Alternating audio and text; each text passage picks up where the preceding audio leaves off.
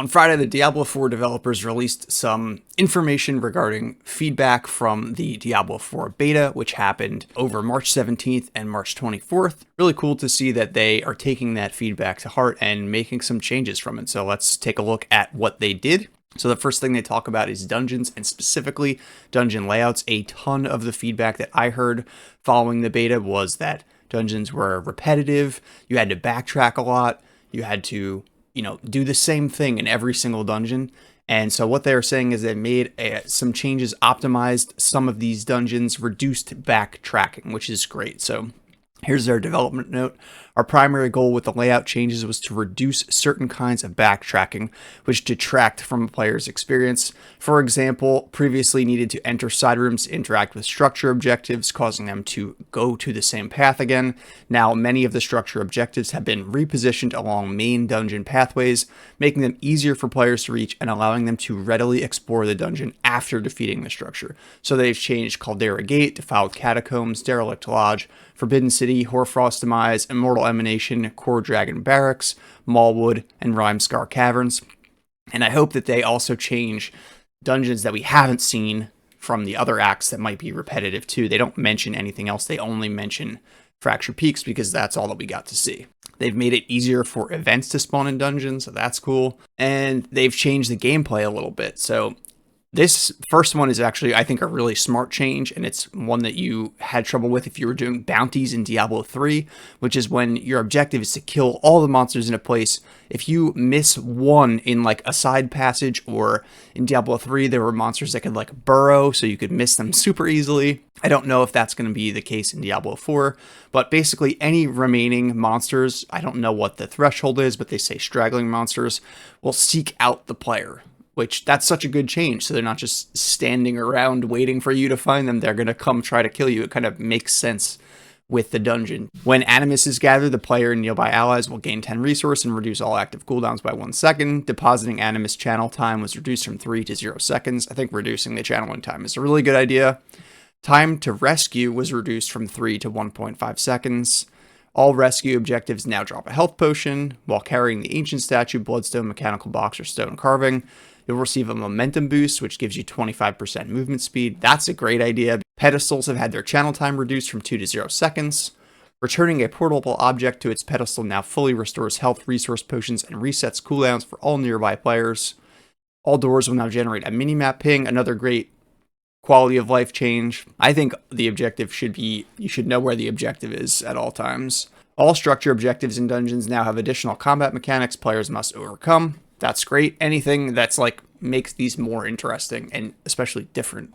Here's their note. While our dungeons offer a variety of objectives to complete, player feedback stated that the action of completing each objective felt tedious. We hope that providing bonuses such as increased mobility will streamline and vary the experience of completing objectives. This adjustment is merely a starting point, and we intend to extend this philosophy to keys in a future update. That's great. So now they made some class changes. So in general, effects like stun and freeze can be applied to elite monsters twice as long before they become unstoppable. Reviewed class skills to confirm that all classes have access to sufficient skills that remove crowd controlling effects. This was one of the other feedback things that I saw quite a bit, was that if you were playing a druid, for example, you didn't have as many ways to break crowd control as, say, a rogue. So you could get stuck in a loop where you were just constantly getting crowd controlled and you just died. Many legendary powers have had updates to their effectiveness. This is something that I expect balance to for the life of the game. And I think it's something that's maybe not easy to balance, but it's something that can be balanced easily. Meaning it's an easy change for the developers to make. And it's something that happened over the life of Diablo 3. They were constantly rebalancing legendaries and changing the way that they worked to make the game more interesting. Barbarian has gained a flat 10% passive damage reduction bonus. Some skill tree passives had their damage reduction effects reduced to compensate for that. This is something that they had in Diablo 3. Basically, like the physical classes had like 30% damage reduction, which it kind of makes sense. Like those are the classes that are like up in the mix of things. Whirlwind deals more damage and consumes more fury. Double Swing skill enhancement refunds its full fury cost when used on stunned or knocked down enemies. The Druid, which I played extensively during the beta, and if you haven't watched it, check out my video on my thoughts on the Druid. Companion skills will now deal heavily increased damage. This is really good because the companion skills felt kind of weak even when I had a good multiplier for the companion skills. All ultimate skills have had their cooldowns reduced. Usability improvements have been made to maul and pulverize, and using a non-shapeshifting skill will transform a druid back into their human form. I kind of thought that's how it already worked, but maybe certain skills weren't working properly. Necromancer summoned minions will die more often, requiring players to utilize corpses more often. I played the Necromancer till like level 15, and I noticed my summons almost never died unless I was fighting a boss. Many bonuses in the Book of the Dead have had their stats increased. The damage dealt by Corpse Explosion skill has been reduced, which kind of makes sense. Corpse Explosion has just been such an interesting skill in the history of all the Diablo games where it just deals so much damage. But like in Diablo 3, they controlled that by not giving it like a set bonus. So the other skills were better because Corpse Explosion didn't really have a set that was very good. And the brightness of the skeletal warriors and mages has been reduced. This was another really big feedback point, was that the skeletons looked like Diablo 3 skeletons, which I kind of agree with. So we'll see how that looks in comparison. The rogue. Upgrades for subterfuge skills had their bonuses increased. Multiple passive skills have had their bonuses increased. All imbuement skills have had their cooldowns increased. So that's kind of a nerf. So we'll see what that means for the rogue. Sorcerer charged bolts damage was increased, and the mana cost to cast has decreased the damage of Chain Lightning and reduced its effectiveness against bosses. Chain Lightning was pretty insane because it had a node where if you only hit one monster, it would critically hit like all the time. So you just decimated bosses. So this is bringing that down a notch. Decrease the cooldown for the Incinerate skill's enchantment bonus. Firewalls will now spawn underneath enemies more frequently when using its enchantment bonus. And increase the lucky hit chance for the Meteor skill's enchantment bonus. Here's their developer's note. Whenever they introduce changes to classes, it is with the goal of making both them and their skills feel impactful and powerful. Feedback has helped us uphold this ideal. Some players have adeptly noticed that certain skills were too powerful. One of our goals for skills is to have them be interesting to wield and interactive in terms of itemization and combat feel. We've made some changes to help in this regard, with one example being the Necromancer's minions. We've made a change that makes them more vulnerable in combat, which will make Raising the Dead a more active component of the gameplay. Launch is just the first step of our class balance journey, and you can expect further updates that iterate on this pillar of Diablo 4. And that's kind of what I was saying about the legendary powers being changed. This is a constant process. They are going to be changing legendary powers, changing the numbers on those affixes constantly. All right, the UI, this was something that a lot of people commented on, saying that it was similar to Diablo Immortal, that it looked, like a mobile game's UI. They weren't super happy with it. So they fixed an issue with some accessibility features. Fix an issue where actions could not be bound to the mouse wheel. This was one of my major feedback points. I love in Diablo 3 putting force move on the scroll wheel, and I'm glad that they're going to fix that. Fix an issue where evade couldn't be bound to the right analog stick on a controller. Chat will now display on the left side of the screen when using the centered action bar configuration. Character stats will be displayed by default when players click the materials and stats button within their inventory. The move and interact inputs can now be mapped to one button, while the primary attack input is mapped to a secondary button. And the sans serif font used in-game has been replaced with a new serif font. I don't really care that much about the font, but I know I heard some complaints about that, so hopefully that's a positive change. Encounters fix multiple issues that allowed bosses like the Butcher to become unresponsive. Just typical bug fixes that make sense. The Butcher has been re-evaluated for difficulty and will present a greater challenge in World Tiers 3 and 4. I struggled to beat the Butcher, but I also didn't grind for a ton of legendary powers during my beta experience, so hopefully this is a good change for the Butcher too. Some of the bosses were re-evaluated for melee character difficulty, resulting to changes in attacks and fight mechanics.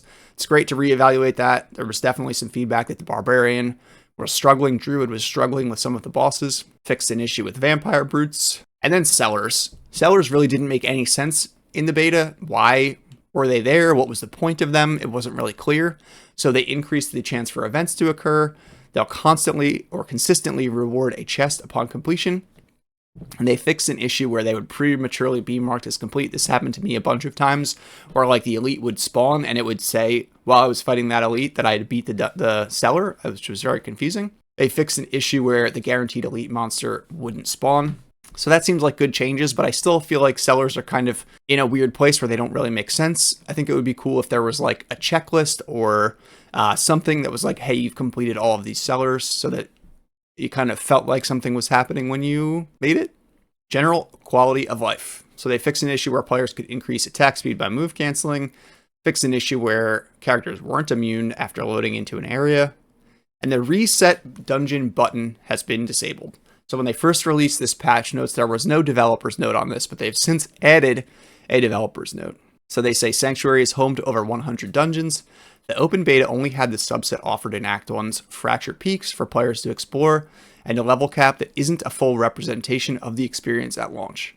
There's many reasons to complete a variety of dungeons, including collecting powers for the Codex of Power, and players will still be able to repeat dungeons by partying up with others and having them start the dungeon. We also wanted to make sure that resetting the dungeon wasn't a way for hardcore players to avoid death when experiencing a challenge in a dungeon. Still, we know it can be fun to repeat a specific dungeon, and the team is looking at a more permanent solution to this, like having some reasonable cap on how many times the same dungeon can be completed in a row to better support that style of play.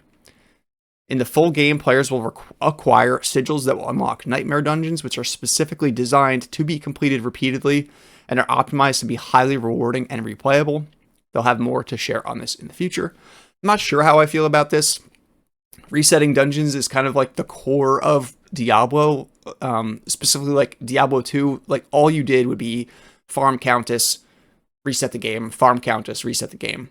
And maybe they're hoping not to repeat that style of play. I do see why having a hardcore player being able to cheat death by that is bad.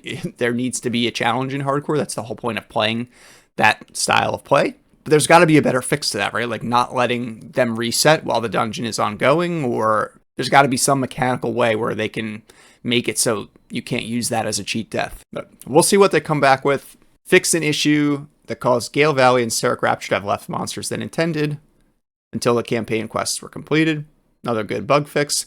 And they're doing a developer update live stream on April 20th, so tune in for that. I will be watching that myself. So yeah, that's it for this Diablo 4 beta update. I really am glad that they are making some changes based on the actual feedback that players had, especially to the dungeons. I think that's going to do really good things for the life of the game. What do you think about these changes? Let me know in the comments, and thanks for watching.